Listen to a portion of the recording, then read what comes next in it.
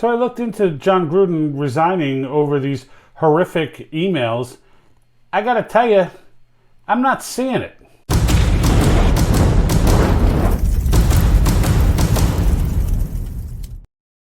Okay, so I'm trying to wrap my head around this John Gruden situation, and I really can use your help.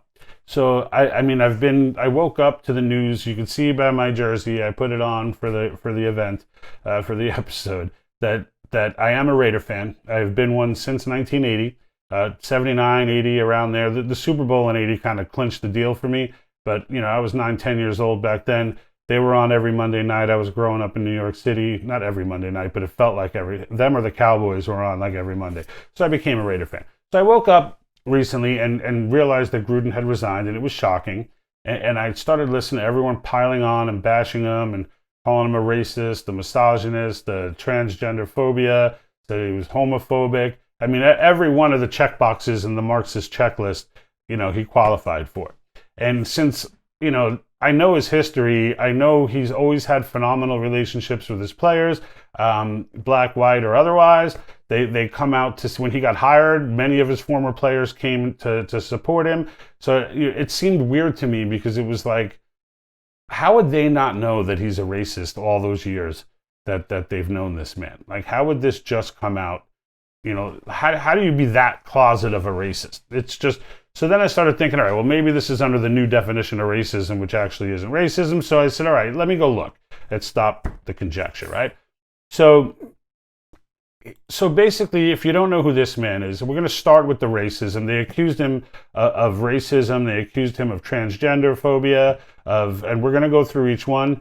Because if this is all there is, and this is where I'm asking for your help, if what I'm about to show you guys is all there is, and all of this madness, then that means that the people on ESPN and everywhere else are just flat lying. Now, it's not a shock to hear people in the media lie, but it is disturbing since they just crushed a man's life. Many of these people were friends with this man. So I don't know if, now it's very possible that since journalism died a long time ago, a lot of these analysts never looked into exactly what was said anyway, that they just watched other people's news clips that were conjecturing it. But here it is, and you tell me what you think. Please leave it in the comments and tell me what you think. Because if there's something else out there, I'm not finding it. This is what I found.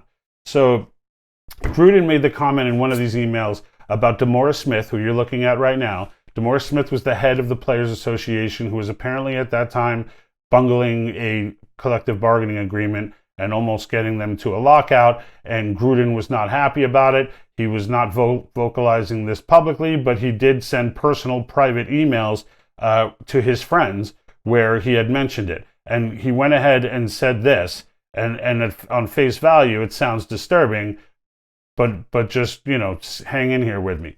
So he said, dumb Boris, instead of DeMaurice, dumb Boris Smith has lips the size of Michelin tires. Now, on the face of it, that sounds pretty racist, right? When you hear that, it's like, what the hell? Like, why would you even say that?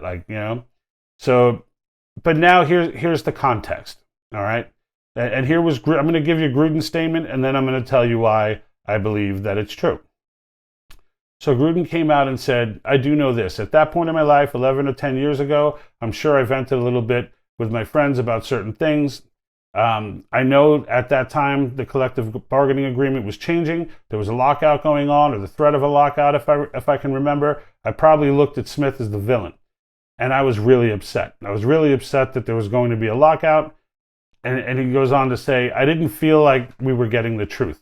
I refer to guys when I see them lying, and I can tell that they're lying. I refer to them as having rubber lips. I went too far calling him the Michelin lips. I never had a blade of racism in me. I was just pissed and used a terrible way to insult a guy. I called Smith. I've reached out to him. I haven't heard back from him yet, but I'll continue to try. Okay? So now some of you may hear that rationale of calling people that he believes are lying rubber lips as just a ridiculous story and just a cop-out or whatever. However, it's not necessarily that simple.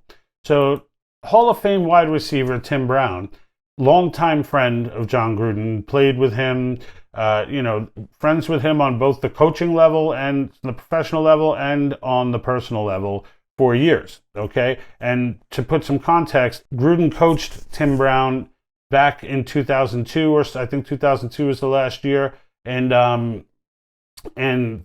got out of football. He hung around for another year or two, won a Super Bowl, and then left football for some 10 years. So they only knew each other at that point for those 10 years through their personal lives. So Tim Brown is a pretty good take on the guy. He's talked to him personally. He's heard him speak candidly. It's difficult on the face of it to believe that a man like Tim Brown, who's generally regarded as having very high character, would suddenly, would never realize that this was a racist he was hanging with all of this time. So now Tim Brown does commentary now and does some analyst shows and stuff. And he's quoted as speaking on this topic, and he did acknowledge that, yeah, this is the kind of thing, because he knows the woke mob is all activated, and this is the kind of thing that can get him fired. But in the end, he acknowledges, he says, I've heard John use the term rubber lips, meaning that this guy's double talking or he's doing whatever, said Brown. That's just a term that he uses.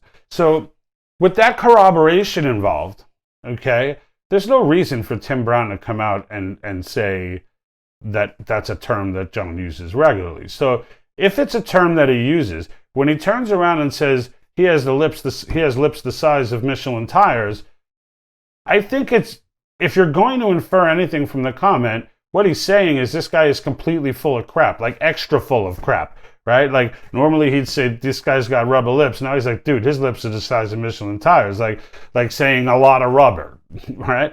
And I don't think that that's really debatable. Like, it certainly is not something to be totally disregarded and never mentioned ever in any of this reporting. So I'm just sitting here scratching my head as to how no one talks about that. And they're piling on, folks. They're piling on this guy.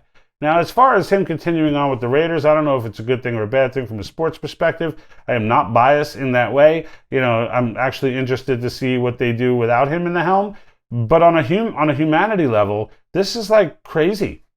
So I mean, again, comment below with what you think about this. But like the fact that I have to go dig that up. Like nobody just tells you that. I must have watched 15 or 20 different sports shows commenting on this, and all I hear is how disgusting it is, how bad it is, how they want more, they want to find more, they want to take down more people. It's crazy. It's crazy. And in the end, what he was doing is calling the guy a liar. Like that's what he did in the end. He called the guy a liar. This is when you say something like that and you call someone a liar. I mean, we're at a place now in society where if you say anything that could possibly be misconstrued or taken to mean something different, even 20, 10, whatever years later, you can lose your whole life. You can lose everything you've worked for. You can lose it all. Just like that. No opportunity to become a better person, no opportunity to change, no opportunity to grow, just a death sentence from the woke mob. And let's be clear, outside of these media people, there's really not a lot of outrage. There's just not. There's hysteria in the Twitterverse where no one really exists, and then there's these bots or whatever, and then there's hysteria in the media. Everybody else is like, whatever. So anyway, I want to get into the homophobic. What do we got? Michael Sam. So he made comments. If you don't know who Michael Sam is, that's because he's really not a very good football player and never actually made it onto a playing field in a regular season game. But Michael Sam came out in college as being gay, and the NFL, Roger Goodell in particular, was pressuring the Rams to draft this guy. Now, nobody really wanted to draft this guy. Why he picked the Rams and Jeff Fisher, I have no idea. But it was clear, it was in the news then, that he was pressuring him to draft this guy. And we know why they wanted to draft him, because they wanted to exploit him. They wanted to give some red meat to the woke mob and keep them off their back. Look, hey, look at us. We've got a gay guy. When in reality, if you look at the numbers, or if you just basically use common sense, they clearly had gay people playing at that time. They've always had gay. There's enough people there that the law of averages are going to be at least a few. But the fact that they weren't coming out and this guy came out, so now you're able to hold this guy on a pedestal and really out of no love for him, you just want to go ahead and friggin' celebrate yourself for you're exploiting him. That's what it comes down to. They're just exploiting this guy. So the Rams went ahead and drafted him, and the guy never got out of preseason. He was cut before the season started, and that was it. And now he's doing whatever, living his life. No knock on him. Look, being an NFL player, there are very few people in this world that get actually make it to the regular season field. So it's not a knock on him. He was a fine college player, from what I understand. He just was not NFL material. But anyway, they went to exploit him. Gruden commented on this. Now, they didn't give his exact quote on this guy, except to say that he used the word queer. So what he said was, and what they listed it as. Did I get anything from that? Yeah. So it's just per the New York Times. There's the holy roller of accurate news. But per the New York Times, Gruden criticized Goodell for pressuring former St. Louis Rams coach Jeff Fisher to draft queers, okay? And the only thing they put in quotes was queers. So the rest of the statement was probably just bashing Goodell. But he used the term queers, so now he's a homophobe? Like, is that the qualifier? So he's a homophobe. He's afraid of homosexuals because he used the term queer 11 years ago or 10 years ago. I mean, this is where we're at, right? If he used the term queer, I mean, is that a life sentence? Is that something? I mean, sure, he could have used a better choice of words, but the reality is he used queers. Is that something that's supposed to get you, banned and you lose? He lost $60 million in contract money because of this. Now, he's plenty paid. He's got money to live. I'm not worried about his livelihood, but he loved more than anything coaching football, and his players loved him.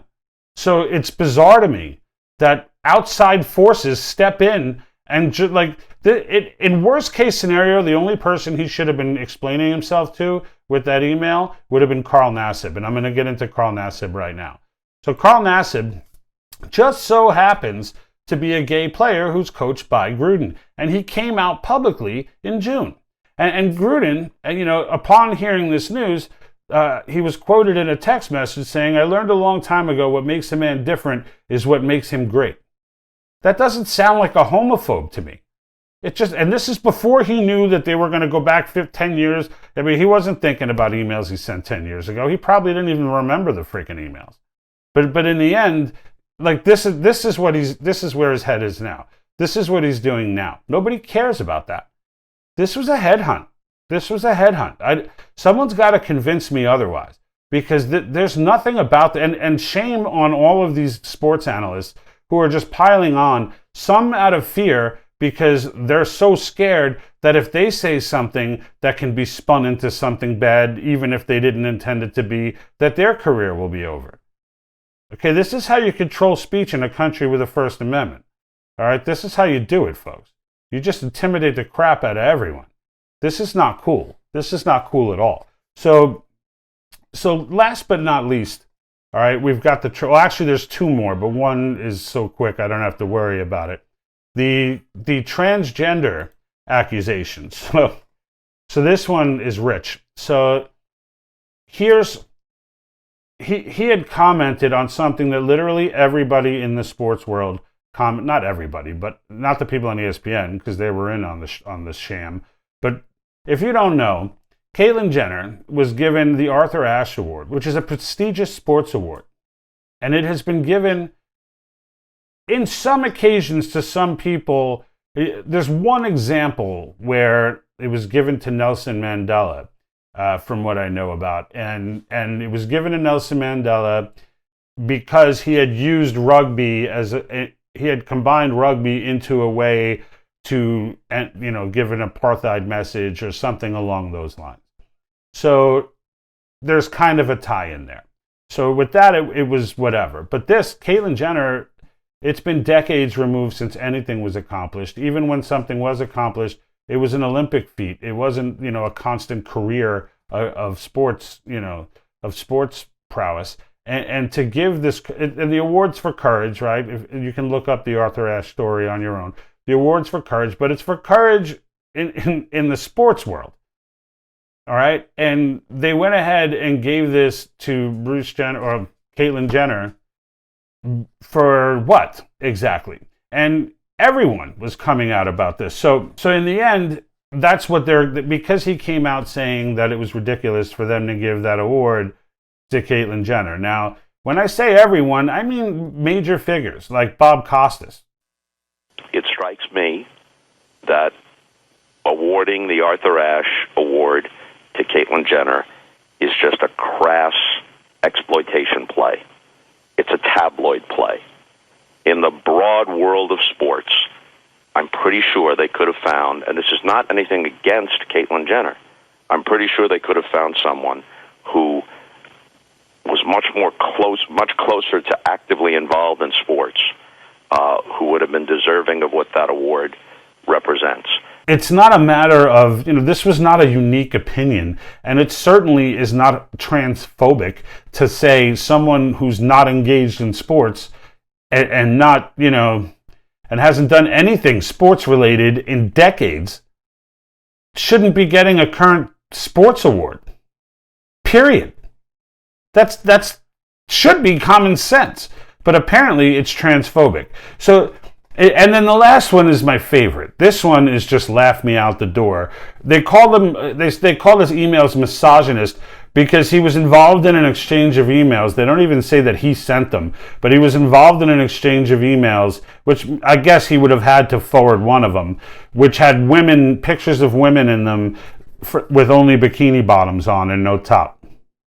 So now, and this was 10 years ago, so now I want all the men watching this video to stop and think, was there ever a time, ever, in the last 10, because it could have been 20 years, right? It wouldn't even matter. They'll just keep looking when they're on a hunt like this, where anyone has ever shared something like that, or have you ever looked at something like that? Well, you're a misogynist, and we're going to have to go ahead, and which covers just about every single man on earth, and now they're all fired. Everyone's just lost their job, folks, because we're all misogynists, and it doesn't matter if you are or not.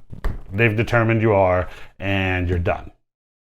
So that's where we're at. And honestly, look, if maybe there's more stuff out there that I'm not aware of, so maybe there is. Maybe there's more stuff out there that I'm not aware of, and maybe you guys can enlighten me in the comments, give me some links, maybe an article that shows some more stuff, that gives me some more material here, because what I'm looking at now, and I just went down the list with you as to the correct context and perspective that these things should be put in.